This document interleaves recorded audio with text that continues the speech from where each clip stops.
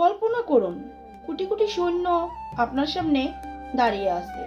মৃত্যু নিশ্চিত জেনেও আপনি একটি জেদ ধরে বসলেন। শ্রীমদ্ভগবদ্গীতার প্রথম অধ্যায়ের 23 নং শ্লোকে আমরা দেখতে পাই শ্রীকৃষ্ণ অর্জুনকে বলছেন, রথ থামাও, আমি দেখতে চাই কারা আমার জন্য বিপক্ষে দাঁড়িয়ে আছেন যুদ্ধের প্রস্তুতি নিয়ে। আচ্ছা, যুদ্ধের আগে শত্রুপক্ষের সামনে গিয়ে তাদেরকে দেখা, এটা কি কোনো বীরত্বের কাজ, নাকি এটাতে লুকিয়ে আছে অর্জুনের ভয়? আধুনিক বিজ্ঞান বলে, আধুনিক সাইকোলজি বলছে, অর্জুন এখানে যা করছিলেন তা হলো পৃথিবীর ইতিহাসে ফেয়ার কনফ্রন্টেশন বা ভয়ের মুখোমুখি হওয়া। আজকের ভিডিওতে আমরা এই শ্লোকের এক গভীর রহস্য জানব, যা আপনি আগে কখনো শোনেননি। আর এটি জানতে পারলে আপনার জীবন পুরোই বদলে যাবে। গীতার প্রথম অধ্যায়ের 23 নং শ্লোকে অর্জুন একটি বিশেষ কথা বলেছেন।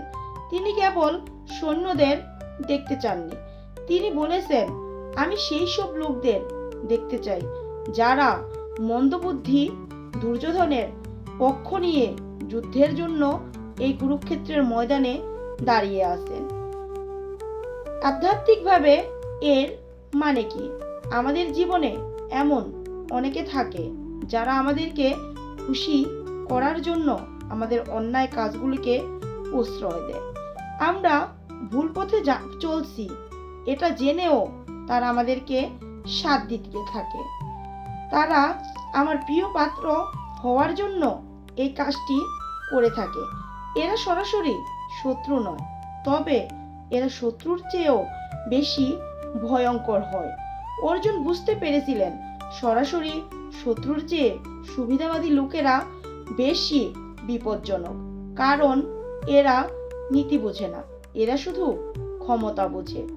আপনার জীবনেও কি এমন কেউ আছে যে আপনার ভুল জেনেও আপনাকে তেল দিচ্ছে?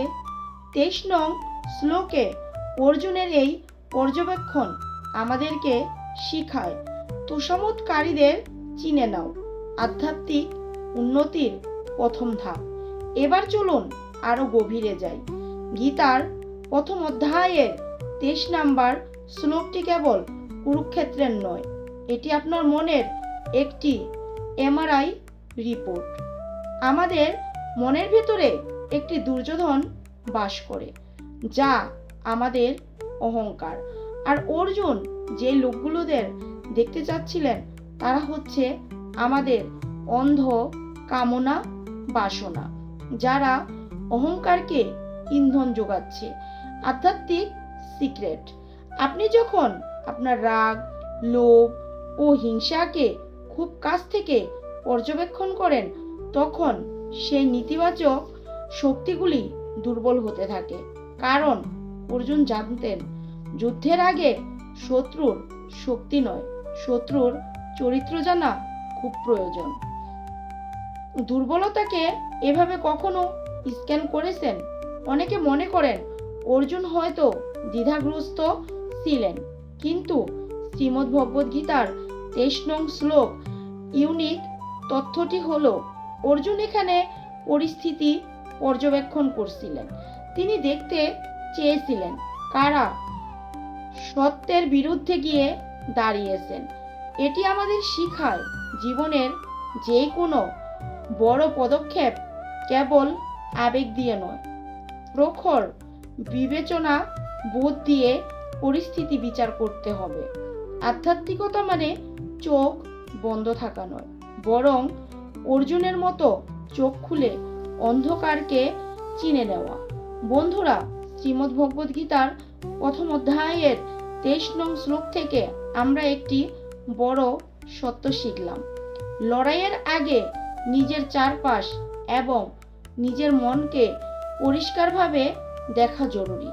যারা আপনাকে মিথ্যা প্রশংসা করছে তারা আপনার ক্ষতি করছে, তাদের চিনে নিন।